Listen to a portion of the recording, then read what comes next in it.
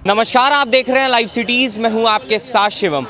कल की खबर थी कि सीतामढ़ी में शराब तस्करों ने सरेआम एक पुलिस के जवान की हत्या कर दी। साफ तौर पे आपको बता दें कि शराब तस्करों के द्वारा जो कि एक सब इंस्पेक्टर जिनका नाम दिनेश राम है, उनकी हत्या कर दी जाती है। और आपको बता दें कि जिसके बाद से विपक्ष के नेताओं के द्वारा लगातार बिहार के मुख्यमंत्री नीतीश कुमार पर सवाल उठाए जा रहे थे। इसी क्रम में आपको बता दें कि लोक जनशक्ति पार्टी के राष्ट्रीय अध्यक्ष चिराग पासवान आज पटना एयरपोर्ट पर पहुंचते हैं और हमने उनसे सवाल किया कि जिस तरह से पूरे बिहार में जो कानून व्यवस्था है वो बिगड़ती जा रही है, इस पर उन्होंने साफ तौर पे बिहार के मुख्यमंत्री को निशाने पे लिया है और साफ तौर पे कहा है कि मैंने बिहार विधानसभा चुनाव से भी पहले कहा था कि बिहार के मुख्यमंत्री के पास ही गृह विभाग है, ऐसे में उनको गृह विभाग से इस्तीफा दे देना चाहिए। और क्या कुछ कह रहे हैं लोजपा के राष्ट्रीय अध्यक्ष चिराग पासवान, पहले आप वो सुने। ठीक है, उस पर हम क्या बोलें, आप ही लोग रोज ही बता रहे हैं, हम तो शुरू से ये बोलते ही आए हैं। चुनाव में जब मैं ये बोलता था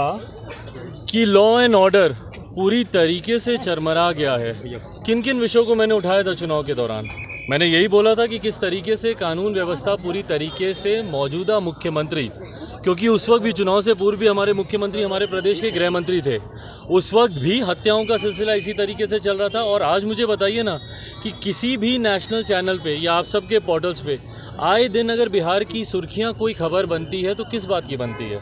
इसी बात की बनती है कि यहाँ पे हत्या हुई, वहाँ पे हत्या हुई। दरोगा तक, मतलब जिनके हाथों में प्रदेश की सुरक्षा की कमान है, अगर वही लोग सुरक्षित नहीं हैं तो इसकी जिम्मेदारी किसकी है?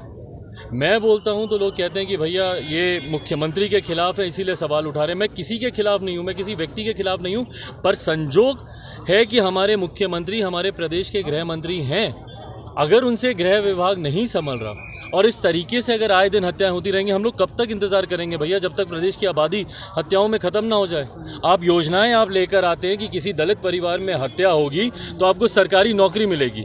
उस वक्त भी हम लोगों ने इस प्रश्न को उठाया था कि कहीं ना कहीं इससे अपराध को बढ़ावा मिलेगा। और आज आप देख लें किस तरीके से आए दिन दलित परिवारों में भी हत्याएँ हो रही हैं।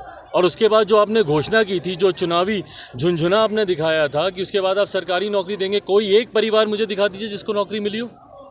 एक परिवार आप बताइए ना जहाँ पे दलित की हत्या हुई हो, उनके आश्रितों को सरकारी नौकरी का लाभ मिला हो। और जब उसके बाद जब आप शासन के लोगों से पूछें, प्रशासन के लोगों से पूछें, तो कहा जाता है कि भैया इस पर कोई नोटिफिकेशन ही नहीं आया।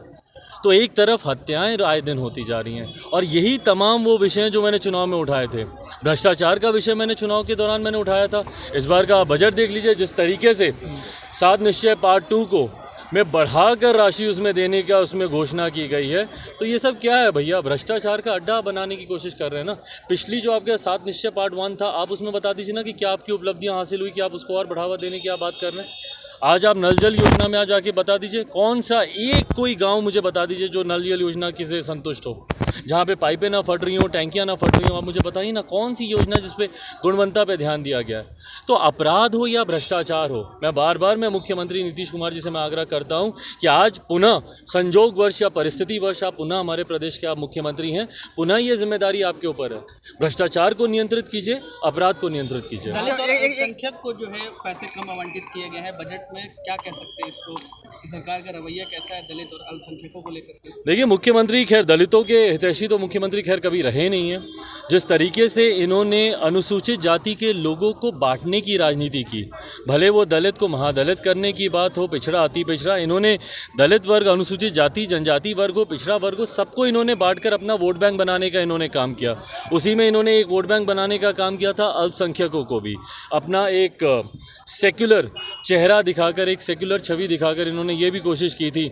बट जिस तरीके से इस बार उनको शायद चुनाव में इन लोगों का समर्थन नहीं मिला, तो अब आप उसका बदला बोल लीजिए या जो भी बोल लीजिए, पर अब अगर उनका जिनको लाभ नहीं मिला या जिनका इनको वोट नहीं मिला, वो इनके लिए शायद मायने नहीं रखते। आप उठाते हैं बिहार को लेकर, तेजस्वी यादव भी सेम टू सेम वही मुद्दे उठा रहे हैं। तो आने वाले वक्त में बिहार के 2 युवा तेजस्वी यादव और चिराग पासवान क्या साथ आ रहे हैं? भाई भूल जाइए ना चिराग पासवान, तेजस्वी यादव को, आप किसी भी बिहारी को पूछ लीजिए, आप ये विषय नहीं उठा रहे। आप सब मीडिया के लोग मुझे बताइए ना, आप लोग ये विषय नहीं उठा रहे, आप लोग नहीं बोल रहे हत्या नहीं हो रही, आप लोग नहीं बोल रहे भ्रष्टाचार नहीं हो रहा, आप लोग नहीं बोल रहे कि बिहार की हालात कितने बद से बदतर हो गए। मुझे डर है उस दिन का जिस दिन बिहार हमारा सिर्फ एक बुजुर्ग प्रदेश बन के रह जाएगा। युवा रहना नहीं चाह रहे हैं यहाँ पे, रह नहीं पा रहे हैं बिहार में। एक सक्षम परिवार बता दीजिए सबसे पहले, और मैं सबकी मैं बात कर रहा हूँ, मीडिया के साथियों की मैं बात कर रहा हूँ। आप लोग एक सक्षम परिवार होगा सबसे पहले अपने बेटा बेटी को दिल्ली भेजेगा पढ़ने के लिए, बम्बई भेजेगा पढ़ने के लिए, फिर वो वहीं रहेगा, वहीं रोजगार करेगा, वहीं शादी करेगा, वहीं बच्चे पैदा करेगा, और उसके बाद बुढ़ापे में कभी माता पिता की तबीयत खराब होगी तो मिलने आएगा, वो भी समय पे पहुंच पाया तब। तो ये मैं या तेजस्वी की बात नहीं है, हर बिहारी ये सवाल उठा रहा है। चुनाव में भी इसीलिए मैंने प्रमुखता से इन विषयों को मैंने सामने रखा था। और आज अगर हमारे मुख्यमंत्री अगर इन बातों को गंभीरता से नहीं लेते और पिछले निरंतर अपने मुख्यमंत्री काल में जिस तरीके से वो इन तमाम विषयों पर आंखें मूंद कर बैठे हैं और उसकी वजह से बिहार हमारा बर्बाद होता जा रहा है, आज भी अगर उन्होंने अपनी आंखें नहीं खोली और इन बातों का संज्ञान नहीं लिया तो बिहार बर्बादी की कगार पे जाने से कोई नहीं बचा। लेकिन उन्होंने टारगेट पे ले लिया आपको, लोजपा को तोड़ने। अरे ले लीजिए ना भाई, मुझे टारगेट पे लेके क्या करेंगे, तोड़ ली मेरी पार्टी, ख़त्म कर दिया मुझे। अगर भैया चिराग पासवान को ख़त्म ही कर दिया है मौजूदा मुख्यमंत्री नीतीश कुमार जी ने, तो फिर उसके बाद मुझसे घबराना क्यों मुझे इतनी अहमियत दे रहे हैं, क्यों मेरी पार्टी को इतनी अहमियत दे रहे हैं, क्यों मेरे लोगों को अपने साथ करने की बात कर रहे हैं। और मैं बता दूं मुख्यमंत्री नीतीश कुमार जी को, क्योंकि उन्होंने नई जिम्मेदारी राष्ट्रीय अध्यक्ष की अपने जिन सहयोगी को दी है, आरसीपी सिंह जी को दी है, कहीं ना कहीं वो भी उनके साथ विश्वासघात कर रहे हैं। जो 204, 5, 206 जो भी लोग उन्होंने बताए कि लोक जनशक्ति पार्टी के हैं, हमारे नए प्रदेश अध्यक्ष राजू तिवारी जी ने पूरी विस्तार से आपको उस बारे में जानकारी दी है इससे पहले भी कि उसमें से कितने लोग लोजपा के हैं। और मुख्यमंत्री इस बात का भी ध्यान रखे, कई तो उसमें नाबालिग लोग हैं और कई ऐसे हैं जो कि आप ही के पार्टी से चुनाव लड़े और आप ही उसको दोबारा सदस्यता दे रहे हैं, कई रालोसपा के लोग हैं।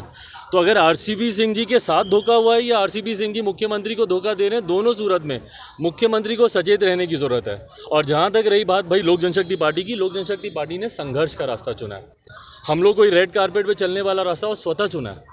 अगर मुझे रेड कारपेट पे ही चलना होता ना, सत्ता का सुख लेना होता, मुख्यमंत्री 15 सीटें दे रहे थे, मैं 15 सीटें लेता, 12 विधायक जीता, 2 मंत्री बनते और मैं आराम से चैन की ज़िंदगी जी रहा होता। पर मेरी लड़ाई बिहार की अस्मिता की है, बिहार के विकास की, और ये संघर्ष का रास्ता मैंने स्वतः चुना है।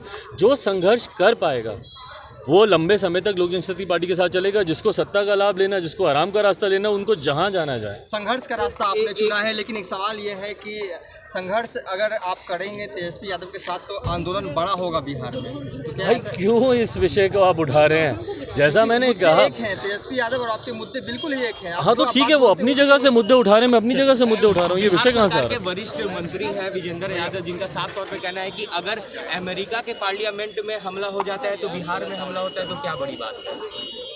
अब ये तो सोच लीजिए, सोच है उनकी। भाई मुझे इशू इस बात का है कि भाई आप दूसरे क्राइम रेट्स को दिखाकर आप अपनी बातों को जायज़ नहीं कर सकते ना। दूसरी जगह अगर अपराध हो रहा है और यहाँ पर अगर अपराध हो रहा है, उसकी तुलना करके आप अपने अपराध को आप जायज़ नहीं ठहरा सकते।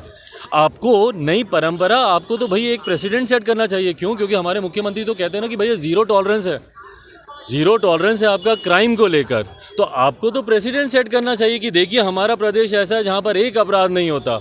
आपको तो यहाँ से मिसाल पैदा करनी चाहिए। बट अगर आपकी और आपके मंत्रियों की सोच ही ऐसी है जहाँ दूसरों के अपराध को दिखाकर आप अपने यहाँ अपराध को शरण देते हैं, अपने यहाँ अपराध का संरक्षण करते हैं, तो उसको बढ़ावा मिलेगा ही मिलेगा। तो आपने सुना साफ तौर पे लोजपा के राष्ट्रीय अध्यक्ष चिराग पासवान का कहना है कि बिहार में जिस तरह से आपराधिक घटनाएं जो हैं वो अपराधी अंजाम दे रहे हैं, ऐसे में बिहार के मुख्यमंत्री को गृह विभाग के पद से इस्तीफा दे देना चाहिए, क्योंकि वो बिहार के गृह मंत्री भी हैं। इस नाते उनको इस्तीफा दे देना चाहिए, क्योंकि लगातार बिहार में जो अपराधी हैं वो आपराधिक घटनाओं को अंजाम दे रहे हैं। और ऐसे में उन्होंने साफ तौर पे कहा है कि बिहार जो है वो पूरे तरीके से शर्मसार हो रहा है। बहरहाल आप बने रहे हमारे साथ। अगर आपने हमारे चैनल को सब्सक्राइब नहीं किया है तो जल्द से जल्द सब्सक्राइब कर ले। धन्यवाद।